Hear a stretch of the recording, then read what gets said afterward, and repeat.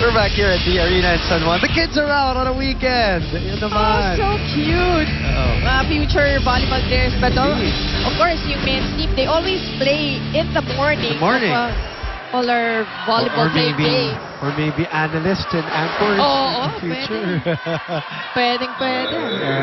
Fan base has really spread out and has expanded for collegiate volleyball and volleyball in general, and we owe it all to these girls.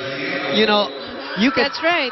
We always say, and I'll say this from a marketing standpoint, as Abigail Maraño is being called again by the chair umpire about something again, we can gloss it up, Mosey, as much as we can. We can, fabricate all of these things, which we don't, but we can say all the great things. But really, the saying is, the proof is in the pudding. And as we say, the proof is in the pudding. And the girls are playing it out, gutting it out every playing day. And that's what the fans are seeing. It's not because of anything that we're saying or... Hindi ba tayo nagka-come up with things with na... fabricated descriptions of what's going on. Sobrang exciting. It is just reality. You see it. That's a point for LaSalle. We finally get to talk to Judy Sarah. Mosey, napansin ni Coach Ramil na parang nagmamadali at nararatel ang Lady Spikers sa laro nila ngayon laban sa Lady Bulldogs.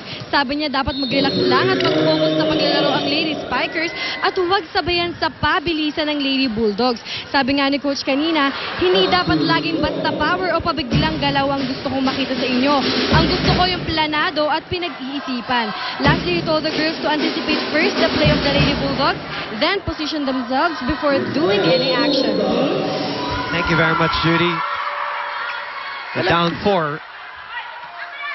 Well, in that previous game against Ateneo, I'm sure they took a lot of lessons, diba? Learned from that game, ang LaSalle, but also, again, yung confidence nila, I'm sure at a high level. But also, they have to be careful on making that yung bad habit na gusto mong humahabol ka or pinapahabol mo yung yung kalaban mo. That is something also that they should take care of. Good effort by Reyes, but I think the referee won't call that. He saw it, he said. Never lacking the effort, though, that fifth-year player who celebrated the birthday last week. On a final note about the whole thing about Philippine volleyball and UAP volleyball and college volleyball in general, you see it also over Twitter and all that, from whoever is tweeting about how the games are. You can only fake that so long. Eventually, I always say, Mosey, and I say this, to our courtside reporters a lot, our audience is a very intelligent one. They will know if you're fooling them or not. And the games that we've been showcasing in the last 4 or 5 years here in the UAP has just gone up in terms of quality and level, and that you cannot fake, and that's what the fans really see. And again, going back to what I said earlier, yung mga sophomores are really doing so well. So you can just imagine how the level is going up. That's why you have more people watching the game. Correct. As the point goes to National University. And the domino effect of that, as we are now at 11-7, and Coach Ramil is clarifying the call, the domino effect, Mosey, is the high school players who are watching now, by the time they get to the UAP, because of what they're seeing, their level is going up too, because they have now a goal that they want to be part of this UAP team. That's true. Ito yung tinawag kanina. And they said it was out, so I don't know. But Maraño gets a point back anyway. Just a soft push. Maraño this time getting that point.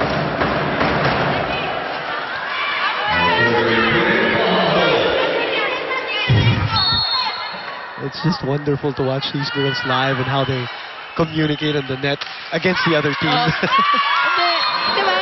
Sige, Mosey, give us an insight of what is being talked about. Ano yung klaseng sinasabi nito sila Maraño at nila Gumabaw when the other girls from National U or any other team for that matter is in front, ano ba mga kunwaring nasasabi dyan sa harap? Alam mo, simple lang yan eh. Ano ba sinasabi mo pag nagbabasketball kayo? Ganyan lang yan. Hindi, pero yung iba, yung mga pwede natin i-ere, yung mga katulad ng, dito pupunta yan, ha? Yup, yung play na yan. Yung tendencies, yung bubukuhin mo yung play. Down the line yan. Down the line. Pariringgan mo, nabasa mo na sila, parang gano'n, ano? Ikaw cross-court yan, no? O kaya, hindi marunong mag-down the line yan, no? Gano'n. Ganun lang naman talaga. And it's all part of the game. Gamemanship. Yes, and I'm sure the men who are watching this, naaaliw rin sila because yung girls naman yung nakikita nila nagta-trash talk. But, kasama talaga yan. Sure! Ayan, marunong mag-down the line yan. Mukha nga. Wedge Chu getting the love from her teammates so that putting it away via this attack. Look at that, on top of the ball. Well, actually, Chu is one of the best down-the-line hitters I've seen, at least in this season. Maganda yung kabig niya sa down the line. So, tabla na po tayo dito, ha? Nice attack from Kanya Pomoceno.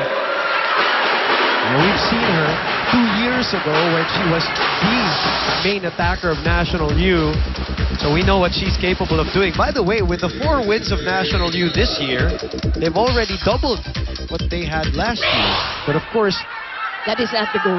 And not the goal. And when you talk about 2 years back, they played better. Ganda ng output nila din. Sid Demisilio now is going to check in for Wedge Chu as we are tied at 12. Second set action between LaSalle and NU, and as you see on your scoreboards, LaSalle ahead here 1-0 in terms of the set. Well, once again, Coach Ramil showing us how deep the bench is for DLSU. Didin Santiago staring with a stare down on the other side. Kaya kayo natatawa yung mga lalaki kasi bihira niyong makita yan diba? But here, it's all part of the game. 13, serving 12. Good serve.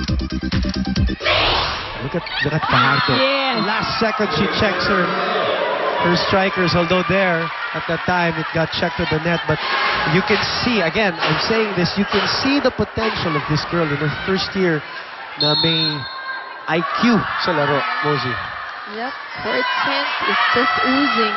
And nakikita mo from her, once again, yung calmness and steadiness, but also, she's like your coach inside. Kasi she speaks up.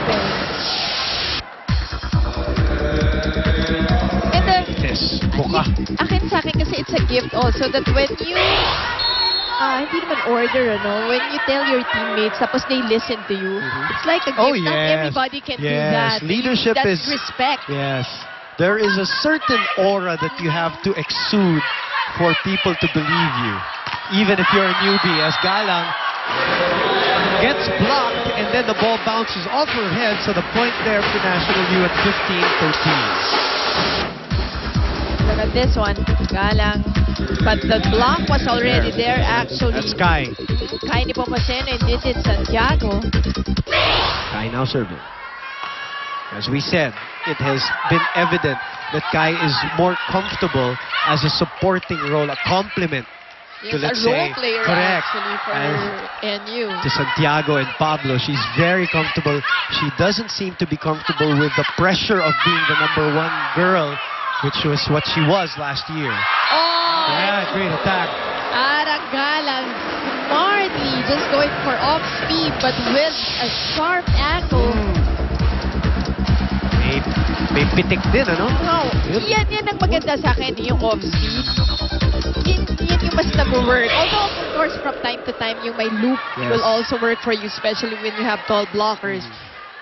Pero kung yung off speed, gusto mo mabilis pa rin yung baba ng bola. Oy, binawian din! And Aragana takes a look at Santiago there. Dahil ganun-ganun din ang nangyari. Correct. She blocks, and then it goes back to Dindin. Tit for tat. My turn. Tinatanong na isang Twitter follower natin, ano daw height sa tingin mo, Mozy, ni Dindin Santiago? nung ka mga 6'2 na siya, no? 6'1. Kasi hindi natin masabi dahil tumatangkad every time natin nakikita. And remember, these girls are still young. And they're still growing. Unfortunately for us. 16-15, back in a moment.